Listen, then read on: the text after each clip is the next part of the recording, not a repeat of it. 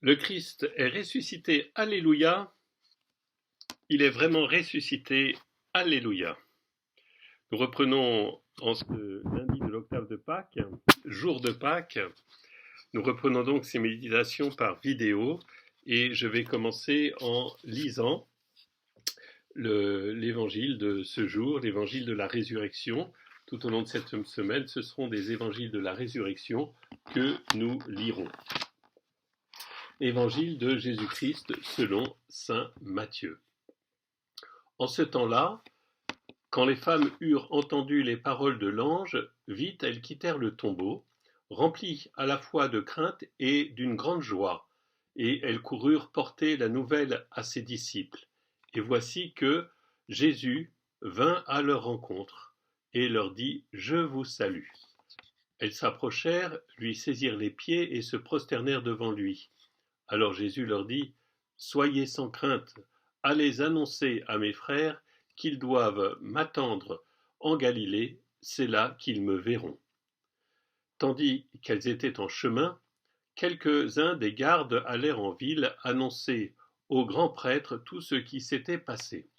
Ceux-ci, après s'être réunis avec les anciens et avoir tenu conseil, donnèrent aux soldats une forte somme d'argent en disant : « Voici ce que vous direz, ces disciples sont venus voler le corps la nuit pendant que nous dormions. Et si tout cela vient aux oreilles du gouverneur, nous lui expliquerons la chose et nous vous éviterons tout ennui. » Les soldats prirent l'argent et suivirent les instructions. Et cette explication s'est propagée chez les Juifs jusqu'à aujourd'hui. Plusieurs remarques sur ces textes. La première remarque, c'est qu'il y aura toujours des personnes pour s'opposer, empêcher l'annonce de la résurrection. Il y aura toujours dans l'histoire l'antichrist qui cherche à empêcher les hommes de se convertir et d'accueillir le salut. Et cet antichrist est prêt à utiliser le mensonge et la force, l'argent et tous les moyens humains pour empêcher l'Église d'annoncer le Christ et la vérité de retentir aux oreilles des hommes.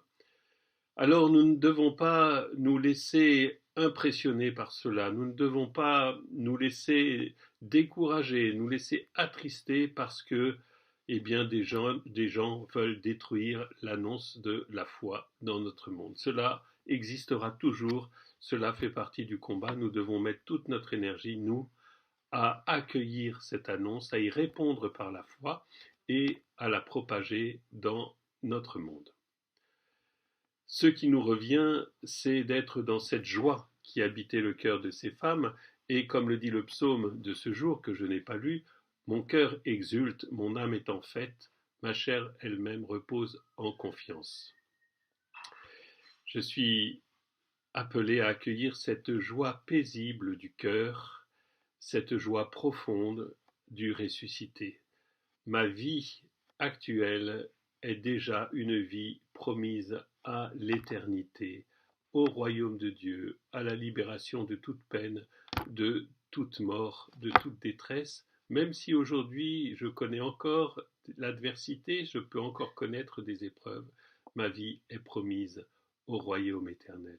Et c'est cette paix profonde, cette joie profonde qui vient de la foi que nous devons accueillir, entretenir, pas une excitation superficielle, mais une profonde joie paisible du cœur. Et dernière remarque, depuis que nous accompagnons le Christ au plus près, depuis sa passion jusqu'à aujourd'hui, sa résurrection, sur ce chemin, nous rencontrons les femmes.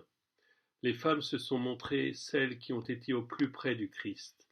La femme, par sa sensibilité très concrète et incarnée, son rapport particulier au corps, s'est montré proche du Christ dans les jours de sa passion, dans les jours de son ensevelissement et aujourd'hui dans les jours de sa résurrection. Et Jésus honore cette sensibilité particulière de la femme, même s'il va chercher à la purifier pour qu'elle ne s'enferme pas dans le côté affectif et charnel, mais qu'elle puisse entrer dans tout son déploiement spirituel, cette sensibilité de la femme vis-à-vis de la vie, de l'accueil de la vie, du soin de la vie, et aujourd'hui de l'annonce de la résurrection, eh bien tout cela fait la richesse de l'Église, et nous n'avons pas fini d'accueillir et de découvrir cette richesse de ce que Jean-Paul II nommait le génie féminin, et qui, aux côtés du génie masculin, a un rôle tout à fait unique et particulier dans la vie de l'Église.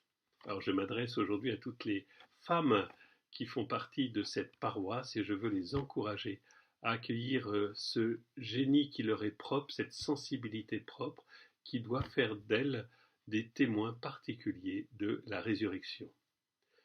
Le Christ est ressuscité, alléluia. Il est vraiment ressuscité, alléluia. Bonne journée à tous et à toutes.